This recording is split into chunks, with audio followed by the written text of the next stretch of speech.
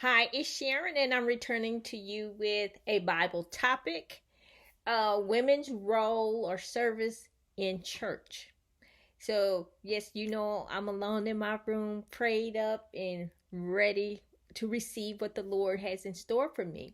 And here I've studied First Corinthians, the whole book there, but mainly chapter 14 verses 34 through 35, where Paul says women are to keep silent in church. And so I am attempting to do a more in-depth study of this verse, wanting to find out, why did Paul say women be silent? You know, digging a little deeper, getting a deeper understanding of what he actually meant when he said this, and not to just shut women down completely. Okay, getting started here with my introduction. And basically, well, not the introduction, the outline. Sorry. It is the outline. And here I'm showing you what I will be covering in this Bible topic. And that is, why did Paul write 1 Corinthians 14:34 through 35? The letter from the house of Chloe. We'll cover what was going on in the church that would make him have to write that letter. And then say, take a look at the history, the culture of Corinth in Greece at that time. You have to consider all of these things before you make a judgment or something. You have to understand where they are coming from. So yeah, I will do a brief history, discuss the disorder in the church, and just what's going on in there. The women's behavior in the church. How were they acting? Were they presenting themselves as godly women? And then verses, is verse 34 through 35, is it contradicting other scriptures? Is it contradictory?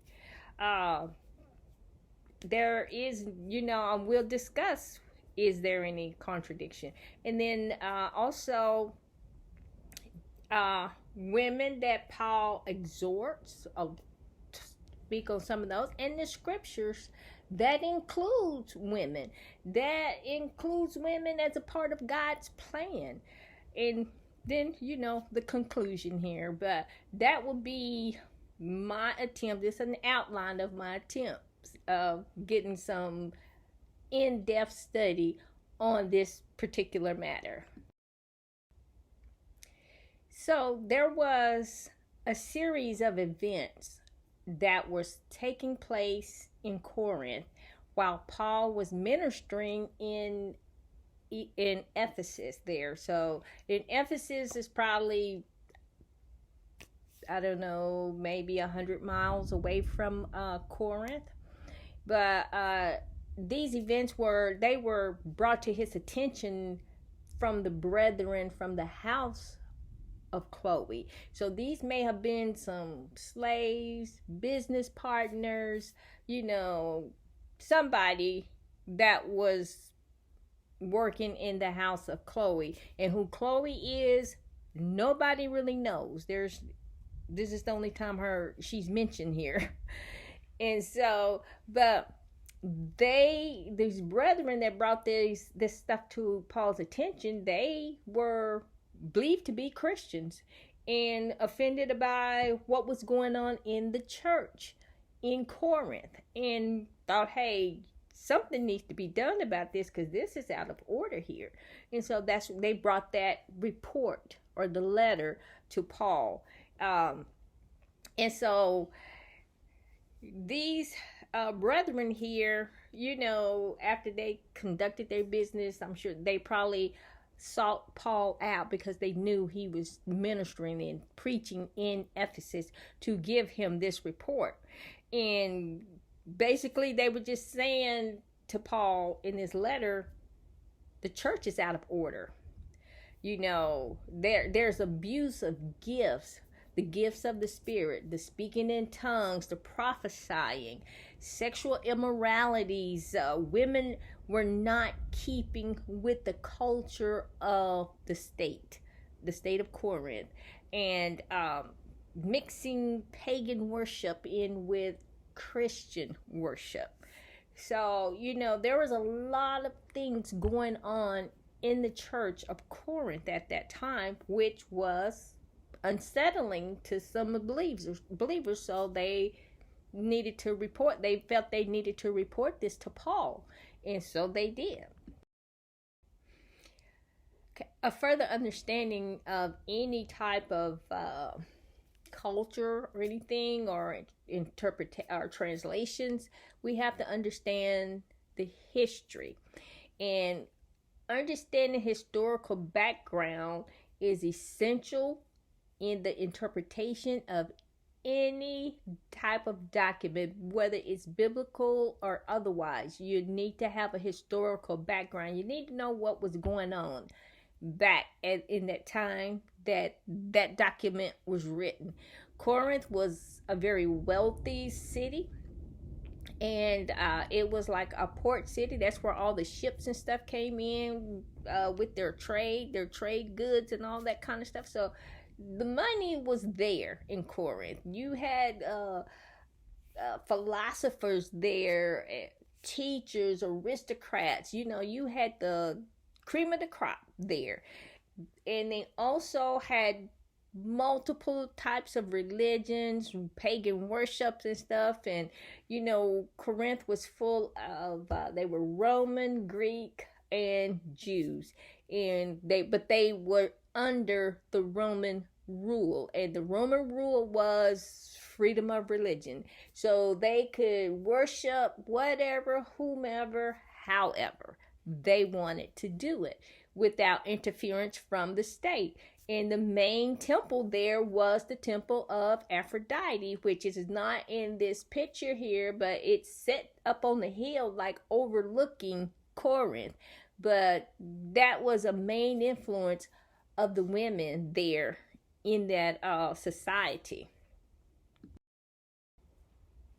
So the Church of Corinth, it existed in a really sinful atmosphere, with which made its mark on the church. It was just surrounded by sexual immoralities, and many of the problems of the church stem from the atmosphere that it was around, the people that they were around.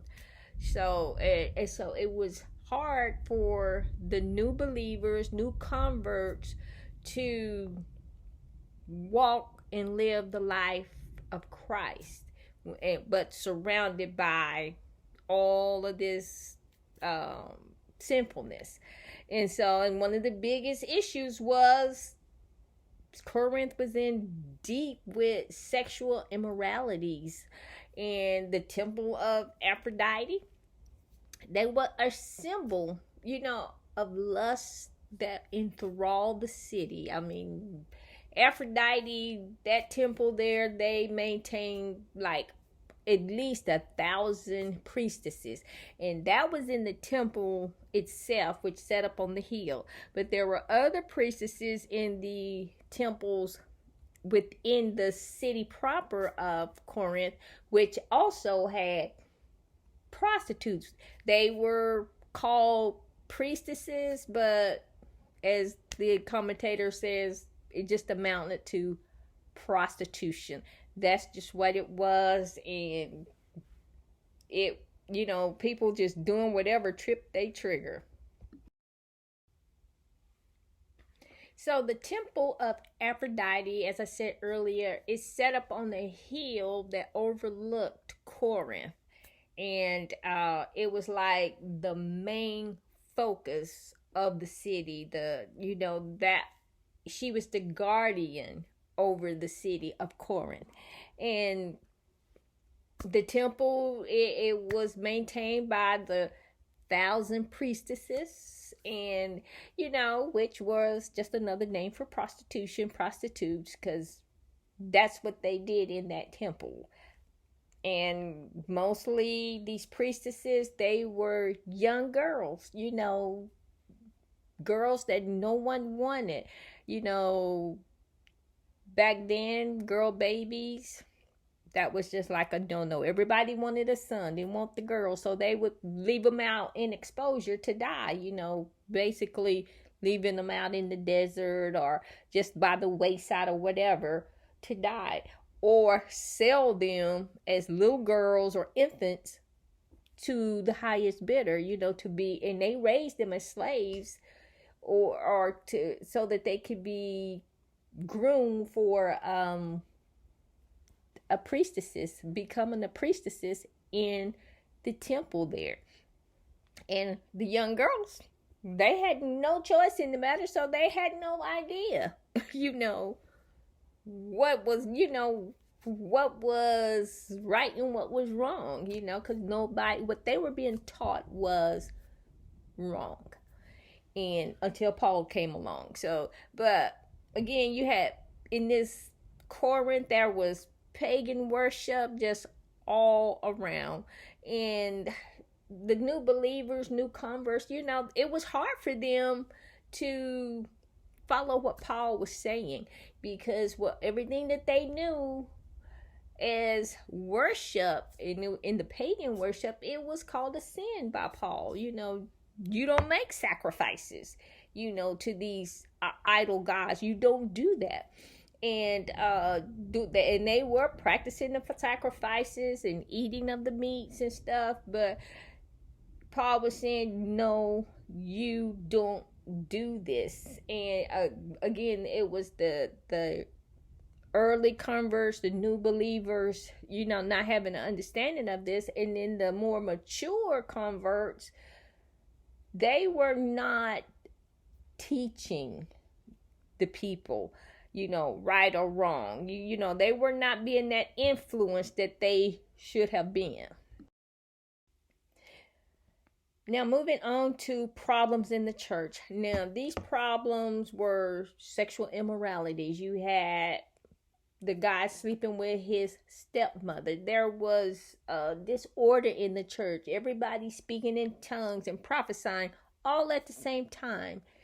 This was out of order, and that's what Paul was telling us in chapter 14 about speaking in tongues. He told them to be silent as well. And I have actually witnessed multiple people speaking in tongues at the same time, and then here comes prophecy. Everybody, it was just like chaos, total chaos. And I was a teenager at that time.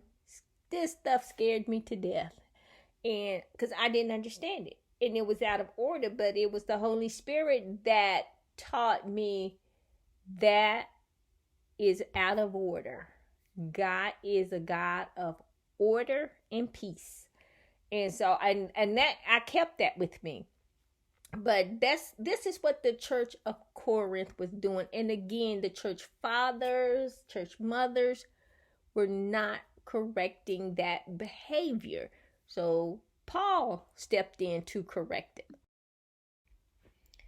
Another thing that was going on in the church of Corinth was the abuse of the Lord's Supper, where the Corinthians was making it like a social thing. The wealthy people had all the food, the poor people had nothing, and they didn't even offer to share it with them. And the Lord's Supper basically is the breaking of the bread and the drinking of the wine. But they had big lavish meals here, and Paul was saying, no, eat at home. You want to have supper, eat at home, and then you come have the Lord's Supper, take the Lord's table. That's what he was telling them. Now Corinth was just surrounded by paganism, their ways and stuff. And these new converts was bringing all of this stuff into the church. The church fathers, the mothers were not correcting that behavior. And Corinth would have given Sodom and Gomorrah a good run for their money. That's just how bad it was there. Okay, this would be the end of part one of women's service in the church, and I will come to you with a part two of it to finish it out. You be blessed and be safe. Remember to hit the like and subscribe button. Bye.